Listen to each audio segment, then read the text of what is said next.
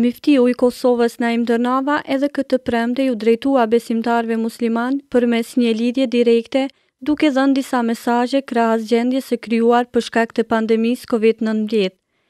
Miftiu tha se ndjen obligim ndaj qytetarëve që të jetë pranë tyre në këtë formë për të përfituar të gjithë nga ibadeti i gjumas. E ndjej obligim që në këtë ditë të madhe të gjumas të jem me ju e pranë jush, që bashkërisht të përfitojmë nga mirësitë, nimetet e porosit që jep ibadeti i gjumas, që në vete përpos ibadetit ka bashkimin, tobimin e grumbullimin e besimtarëve në mision të qartë, adhurimin e Zotit të gjithë fuqishëm dhe tobimin e komunitetit të një lagje e spaku një herë në javë në këtë formë për të qenë të bashkuar në shtëpit e Zotit, xhamit tona. Duke theksuar se pandemia privoi të gjithë qytetarët nga obligimet e tyre, ai njëherë shprehu ngushëllime për familjarët e viktimës së parë nga koronavirusi në Kosovë.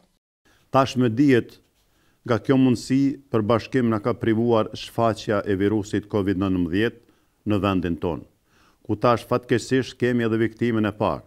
Me këtë rast, me lejoni që familjes së Rahmetliut t'i shprehim ngushëllimet tona më të sinqerta, duke u lutur të madhin Zot që të ndjerin ta mëshiroj e ta shpërblej me xhennet.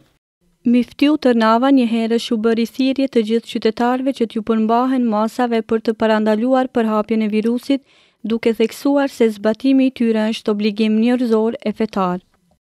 Si mas parandaluese në shumë sektorë është ndërprer puna e aktiviteti. Punohet vetëm në institucionet vitale, nga popullata presim një disiplinë dhe zbatim të udhëzimeve, vendimeve të institucioneve profesionale të vendit, e para së gjithash Institutit Kombëtar të Shëndetit Publik dhe vendimeve të qeverisë së vendit. Çka kërkohet nga ne është që të rrim në shtëpi, që të ruajmë veten, fëmijët, familjen e komunitetin. Ai tutje përgëzoi mjek e infermier për punën e tyre, si dhe falenderoi të gjithë donatorët që në këtë situatë të vështirë ndihmuan familjet në nevojë. Edhe njëherë duhet të shpreh admirimin tim për punën që po bëjnë mjekët, infermierët e të gjithë specialistët e fushës në luftë me virusin.